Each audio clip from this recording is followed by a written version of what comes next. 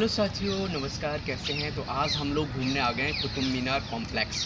तो कुतुब मीनार के बारे में हम जानेंगे, इसकी हिस्ट्री जानेंगे। तो जैसे आपने हिस्ट्री पढ़ा होगा तो फॉरेन जो अटैक्स थे, जैसे आपने देखा अफ़गान्स के अटैक या टर्किश अटैक या अरब जो अटैक थे, वो लगभग 7वीं शताब्दी के आसपास स्टार्ट हो गए थे। आपने देखा होगा कि 712 ईस्वी में पहला जो अटैक हुआ था मोहम्मद बिन कासिम का।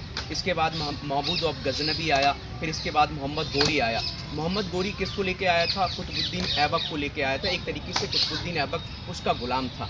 तो आप देखोगे तो कुतुबुद्दीन ऐबक ने एक तरीके से देखोगे डायनेस्टी की स्थापना की, उसको स्लेव डायनेस्टी बोलते हैं। इसके बाद आप देखोगे हम बात करते हैं खिलजी डायनेस्टी आई, फिर तुगलक डायनेस्टी आई, फिर सैयद डायनेस्टी आई। इसके बाद आप देखोगे लोधी डायनेस्टी आई, और लोधी डायनेस्टी को किसने जीता? मुग़लों ने जीता। तो आज हम बात करते हैं कि जो स्लेव डायनेस्टी थी, गुलाम डायनेस्टी, उसी में एक जो शासक था कुतुबुद्दीन ऐबक, तो उसने ये कुतुब मीनार कॉम्प्लेक्स बनवाया।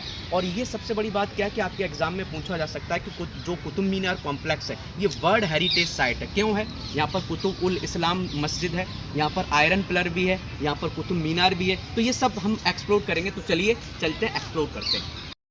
तो दोस्तों हम आ गए हैं कुतुब मीनार। आपको यहाँ से दिख रहा होगा, ये कुतुब मीनार के अंदर ये कुछ इंफ्रास्ट्रक्चर्स हैं, आर्किटेक्चर यहाँ पर आपको दिख रहे होंगे।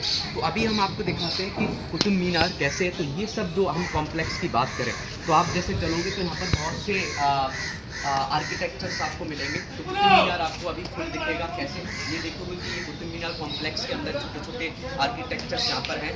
मेनली यहाँ पर क्या है, कुतुब मीनार बहुत अच्छे से आप देख सकते हो। अभी हम आपको दिखाते हैं कुतुब मीनार कैसे दिखता है। आप देख, हाँ ये है, देखो कुतुब मीनार यहाँ पर आ गए तो आप समझ सकते हो। इसकी हम थोड़ा हिस्ट्री देखते हैं कि कुतुबुद्दीन ऐबक ने इसको 1192 में बनवाया था। एक तरीके से एक तरीके से बख्तियार नाम से, आप देखोगे कोई एक संत थे उनके नाम से था। जस्ट मुझे नाम याद नहीं है, ये तो हिस्ट्री वाले सर सुमित सर बताएंगे। लेकिन इसकी एक बात बता देते हैं कि इसकी हम बात करें तो ये वर्ल्ड की एक सबसे ऊंची एक ऐसी बिल्डिंग है जो एक तरीके से ब्रिक्स से बनी है, पूरे ब्रिक्स से बनी हुई ऐसी ऊंची बिल्डिंग है। वैसे तो आपको बहुत सी ऊंचाई वाली बिल्डिंग मिल जाएंगी, लेकिन ये ब्रिक्स से बना हुआ बहुत ऊंची बिल्डिंग है। ठीक है, अभी हम देखते हैं आयरन पिलर, चलने देखते हैं कि आयरन पिलर जिसमें आप देखोगे कि गुप्ता काल के टाइम पर बनाया गया था, लेकिन अभी तक उसमें रस्टिंग नहीं हुआ है। तो क्यों नहीं हुआ है? कि हमारे जो साइंटिफिक तरीके से बनाया गया है। तो चलिए हम एक तरीके से आयरन पिलर को देखते हैं।